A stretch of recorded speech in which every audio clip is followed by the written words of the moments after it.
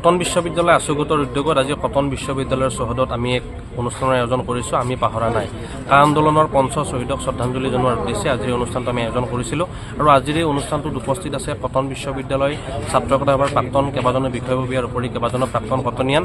যিহেতু কটন বিশ্ববিদ্যালয়ৰ পৰা কটন পৰিয়ালৰ পৰাই কা আন্দোলনৰ এক সূচনা হৈছিল বা ছাত্ৰ সমাজক কটনে নেতৃত্ব দিছিল।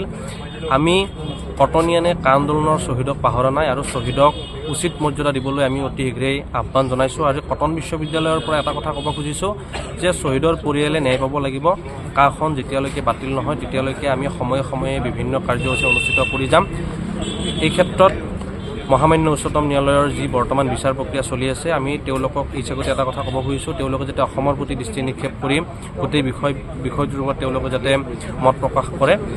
যিহেতু মেঘালয় বা উত্তৰ পূৰ্বাঞ্চলৰ কেইবাখনো ৰাজ্যত কা প্ৰযোজ্য নহয়। অসমৰ মুখ্যমন্ত্ৰী হিমন্ত বিশ্ব শৰ্মা ডাঙৰীয়া বা কেন্দ্ৰীয় মন্ত্ৰী সৰ্বানন্দ সোণোৱাল ডাঙৰীয়াই আচলতে কেন্দ্ৰীয় চৰকাৰৰ ওচৰত ক'ব পাৰিব লাগিছিল যে অসমৰ বাবে কাখন বেয়া।